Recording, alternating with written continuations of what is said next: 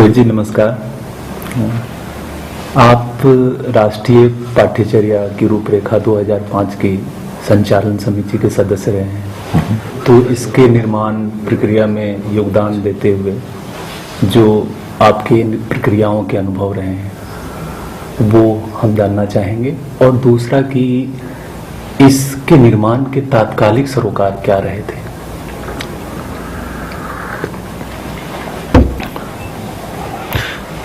इस बात को ठीक से समझने के लिए मैं इसको 4 सवालों में तोड़ लेता हूँ।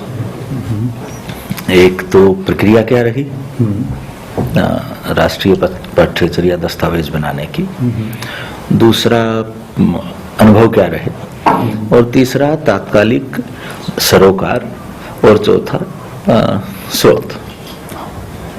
यदि इस तरह से देखें तो मुझे ऐसा लगता है कि प्रक्रिया के संदर्भ में ये दस्तावेज हमारे पुराने दस्तावेजों से काफी अलग था। इसकी पूरी औपचारिक प्रक्रिया को भी देखें तो भारत में अभी तक सिर्फ 3 राष्ट्रीय पाठ्यचर्या दस्तावेज बने हैं, 1988, 2000 और 2005। उससे पहले के जो दस्तावेज थे तब वो उनको आप फॉर्मली राष्ट्रीय दस्तावेज नहीं कह सकते औपचारिक रूप से, क्योंकि शिक्षा राज्यों का मसला था उस वक्त, और एक तरह की सलाहकार दस्तावेज के रूप में जरूर वो प्रस्तुत किए जाते थे, लेकिन इस प्रकार का कोई शिक्षा नीति के तहत नहीं थे वो दस्तावेज। यदि इन तीनों दस्तावेजों को हम देखें तो एक खास बात यह है कि 1988 का दस्तावेज एनसीईआरटी के एक आंतरिक कार्यकारी समूह का बनाया हुआ दस्तावेज था, और बाद में उसको राष्ट्रीय स्तर पर उस पर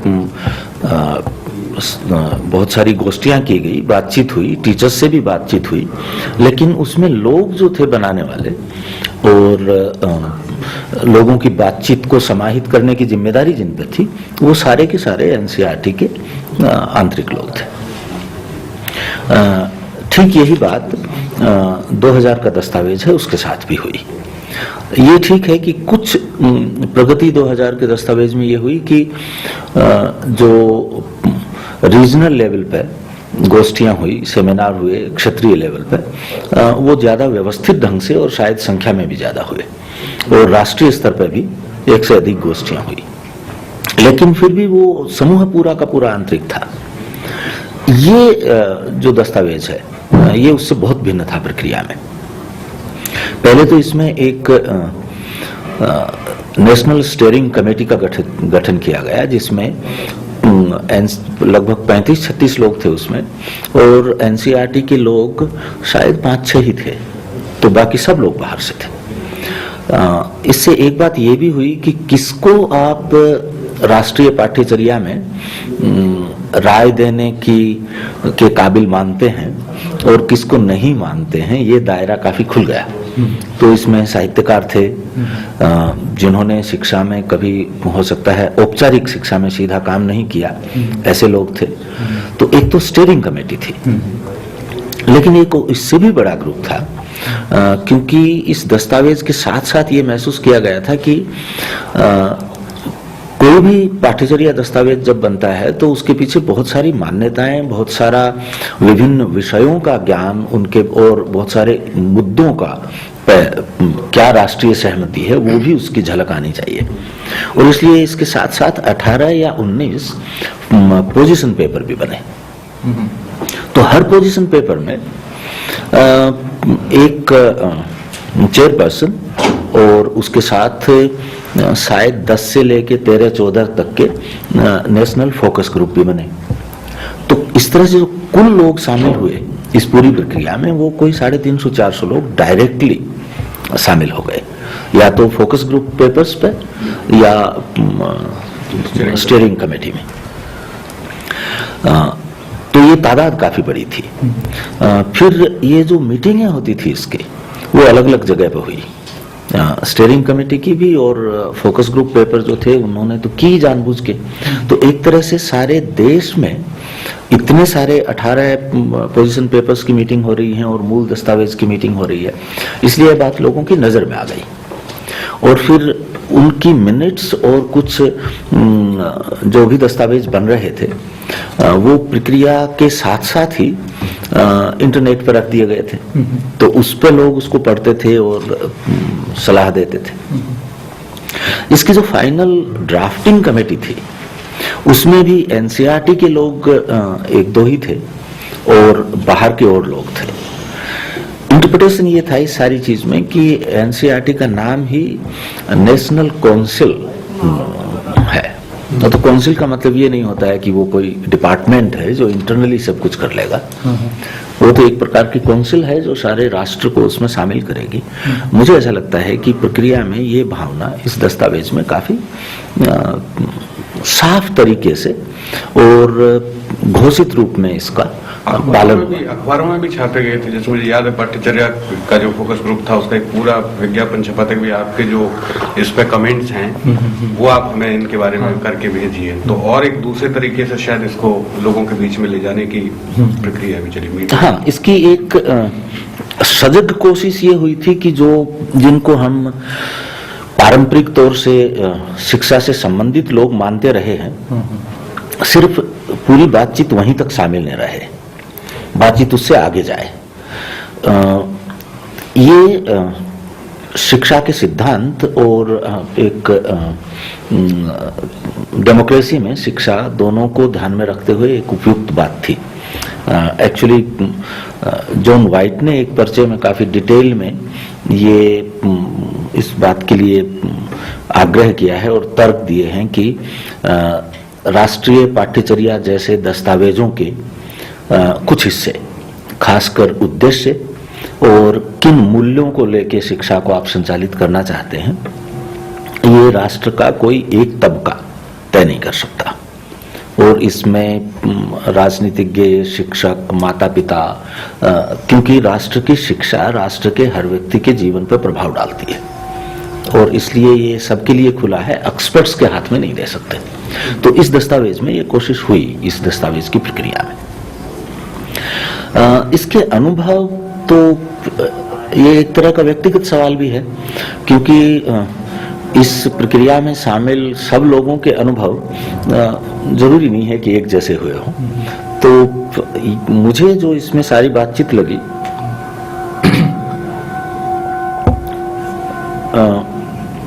एक चीज जो इसमें ध्यान आकर्षित करती थी, वो जितनी भी बैठकें हुई स्टीयरिंग कमेटी की और फोकस ग्रुप्स की, मैं एक फोकस ग्रुप का भी चेयरपर्सन था, इसलिए उसके अलावा, लेकिन उसके अलावा भी मैंने और फोकस ग्रुप्स के मीटिंगों में भाग लिया है।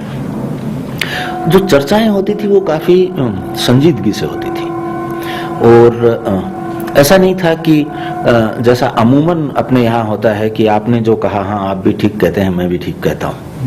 वो जो एक से अधिक पोजीशंस थी तो वो आर्टिकुलेट की गई, उन पर चर्चा हुई, उन पर बहस हुई।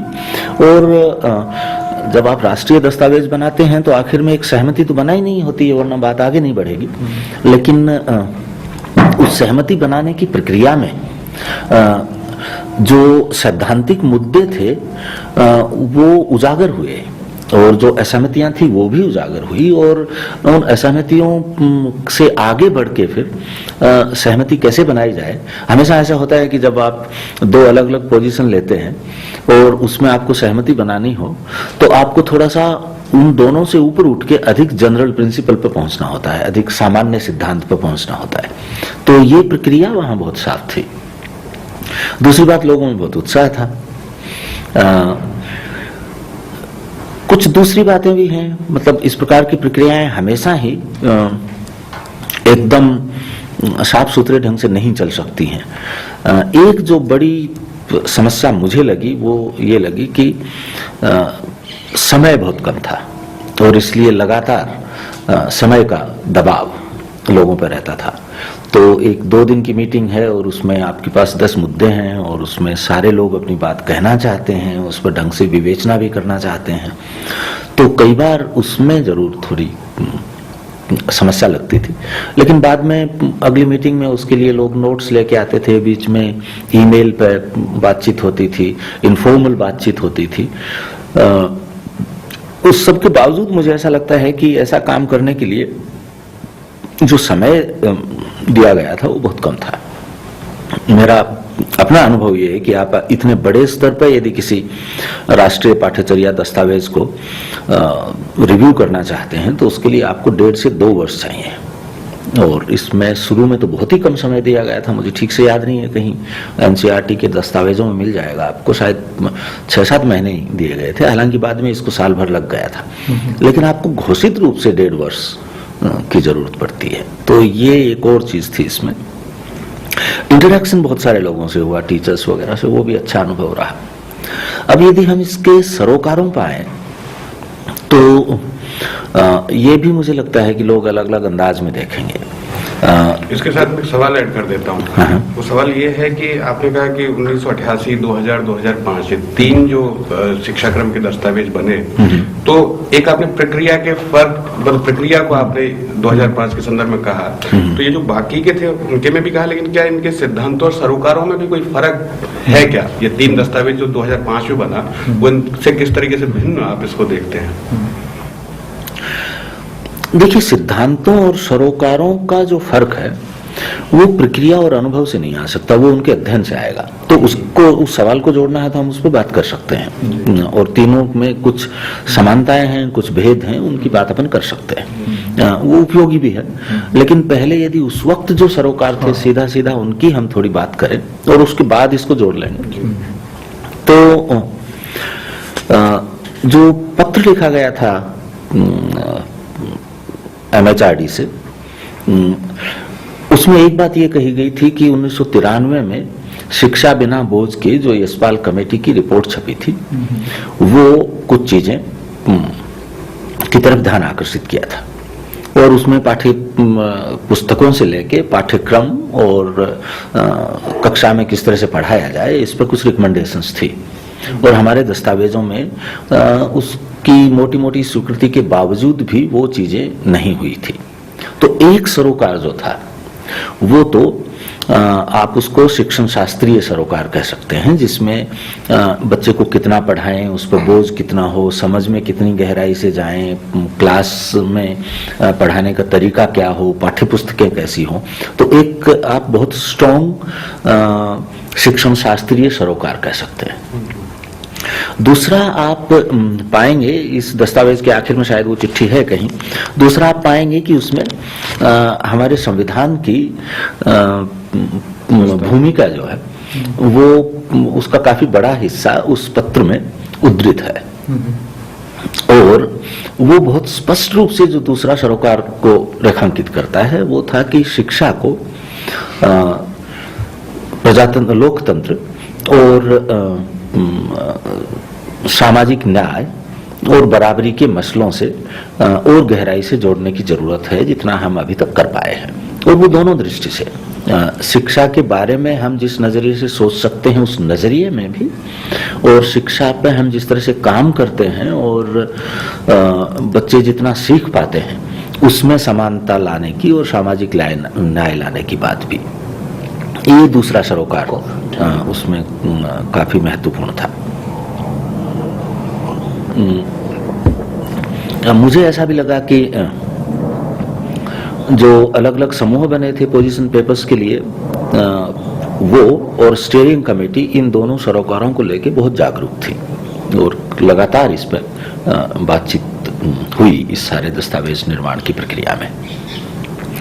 जहां तक स्रोत और संदर्भ वगैरह का सवाल है, तो ऐसे दस्तावेजों में एक कोई भी राष्ट्रीय दस्तावेज आप बनाएंगे तो एक तो उसके स्रोत और संदर्भ उस देश की शिक्षा नीति होती है, और इसलिए शुरू से स्वतंत्रता के बाद जितने भी कमीशंस बने उनकी रिपोर्ट्स एक स्रोत के रूप में इसमें काम में आई, और उसमें यशपाल कमेटी की वो जो रिपोर्ट थी वो भी उसका हिस्सा थी।